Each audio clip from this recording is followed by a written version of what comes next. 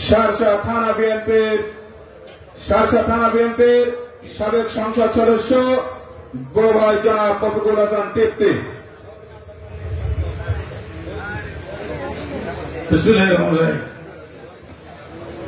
আজকে উটখালী union BNP Trinamool পর্যায়ে অর্থাৎ ওয়ার্ড পর্যায়ের এবং ইউনিয়ন পর্যায়ের নেতৃবৃন্দ এবং কর্মীদের নিয়ে এই সমাবেশ, কিন্তু কোন ক্ষমতা দিতে পারলাম। আমরা সেই দলের মানুষ, আপনাদের অনেক ত্যাগ, আপনাদের অনেক জেল জুলুম অত্যাচার সহ্য করতে হয়েছে। আপনারা দেখেছেন নিজেরাই টিভি রিপোর্টায়, খবরের কাগজে ইলিয়াসের মতো একটা তাদের তরুণ নেতা আগামী দিনের ভবিষ্যৎ, তাকে কিভাবে গুম করেছে। আমার বাসার পাশে কানা সুমন আমার রিলেটিভ হয়, তুলে নিয়ে গেল, আর কোনদিন খোঁজ দিলে নাই।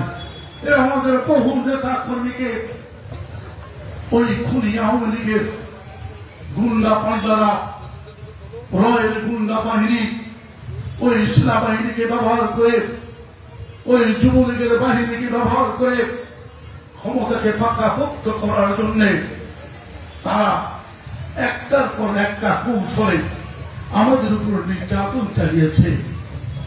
আপনাদের এই উপজেলা, এই জেলার বিএনপির নেতা কর্মী তাদেরকে একইভাবে সফল হয়েছে। আজকে হয়তো আমাদেরকে ধন্যবাদ দিতে হচ্ছে ওই বৈষম্য বিরোধী ছাত্র আন্দোলনের নেতা কর্মীদের, কিন্তু এটুকু সত্য, এই 15-16 বছর বিএনপি যে ওই তারেক রহমান, ওই খোমেনির মতো অমিনীর ইরানের অবিসংগঠিত নেতা খোমেনি যেমন ওই বিদেশে বসে ইরানকে নেতৃত্ব দিয়েছিল, আজকে তারেক রহমান ওই বিদেশে বসে আমাদেরকে নেতৃত্ব দিয়েছেন। ছোট সহস্র হুমকি ধুমকি মামলা মোকদ্দমা বেগম জিয়াকে চিকিৎসার জন্য বাইরেও যেতে দেয়নি, তারেক রহমানকে দেশে আসতে দেয়নি। এই অবস্থায় তারেক রহমান একের পর এক দৃঢ়তার সাথে আমাদের দেশকে নেতৃত্ব দিয়ে গেছেন।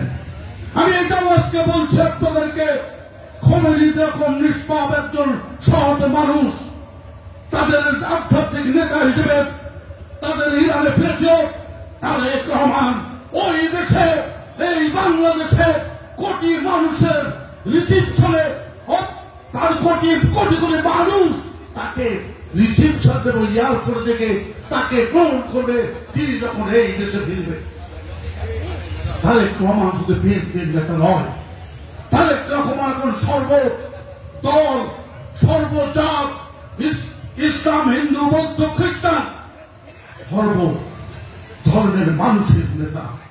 তিনি আজকে যে বক্তৃতা দেন, এই বক্তৃতা এই দেশের মানুষের এক জিয়াউর রহমান দিয়েছিলেন, আর কেউ দিতে পারেন নাই। তিনি বলছেন আপনার কোন ধর্মের মানুষের আঘাত করবেন না, যেটা ধর্ম পালন করবেন, কিন্তু সর্বশেষ এই দেশটা সবার। অর্থাৎ তার কথার গভীরতা এত বেশি, তিনি মিন করেছেন এই দেশের যে মানুষ এই দেশে বসবাস করে তাদের সবার অধিকার আছে, এই দেশে থাকার, স্বাধীনভাবে থাকার, তার অধিকার আদায় করা। প্রিয় বন্ধুরা, আজকে আমাদের বক্তারা সবাই আপনাদেরকে বারবার বলছে ঐক্যবদ্ধ ঐক্যবদ্ধ ঐক্যবদ্ধ। কিছুদিন আগে, কিছু মাস আগে বক্তৃতা হয়েছিল, তারেক রহমান সাহেব সেই বক্তৃতা সভায় আমাদের উৎসে বক্তৃতা করেছিলেন। আমাদের নেত্রী বেগম খালেদা অসুস্থ অবস্থায় আমাদের উদ্দেশ্যে বক্তৃতা করেছিলেন। তার বক্তৃতার মূল বক্তব্য ছিল সামনে অনেক ষড়যন্ত্র আছে, সামনে অনেক গভীর ষড়যন্ত্রে মগ্ন অনেক শত্রুপক্ষ, কিন্তু সেটি আপনারা প্রতিরোধ করতে পারবেন একমাত্র দলের ভিতরে ঐক্যবদ্ধ ঐক্যতা এবং দলের বাইরে বন্ধুদের খুঁজে ঐক্য করা। তাহলেই আমরা ওই শত্রুদেরকে মোকাবেলা করতে পারবো। 2-3 দিন আগে এই জুলাই বিপ্লবকে স্মরণ রেখে তারেক রহমান পয়লা জুলাই বক্তৃতা করেছেন এবং খালেদা আবার বক্তৃতা করেছেন। তিনি কিন্তু আবার একটি কথা বলেছেন, আপনাদের ঐক্যবদ্ধ থাকতে হবে, ঐক্যবদ্ধ থাকতে হবে, ঐক্যবদ্ধ থাকতে হবে। আমাদের নেতাদের মুখে সবার এক কথা, আমরা ঐক্যবদ্ধ, আমরা ঐক্যবদ্ধ, আমরা ঐক্যবদ্ধ। কেন আপনি অমুকের অনুসারী, তমুকের অনুসারী, তার অনুসারী হবেন জিয়াউর রহমানের, অনুসরণ হবেন বেগম জিয়া, অনুসরণ হবেন তারেক রহমানের। আমি মনে করি যার অনুসারী হয়ে আপনি বেশি তার সম্পর্কে বেশি হ্যাগম দেখাচ্ছেন, তারই পাশ দিচ্ছেন। যে নেতা অনুসারী হয়ে নেতার পক্ষে আপনি অন্য নেতা কর্মীকে একটু হুমকি ধামকি দিচ্ছেন, সেখানেও বলছেন ওই নেতার ক্ষতি করছেন। ভাই, এই ক্ষতি কোন নেতার করেন না। এই নেতারা আপনাদের পাশে কোন দখল, কোন চাঁদাবাজি, কোন অনৈতিক কাজে আপনার লিপ্ত হবেন না। এটি বারবার আমাদেরকে বলা হচ্ছে। প্রিয় বন্ধুরা, আপনাদের অনেক অবদান আছে, আপনাদের অনেক ত্যাগ আছে।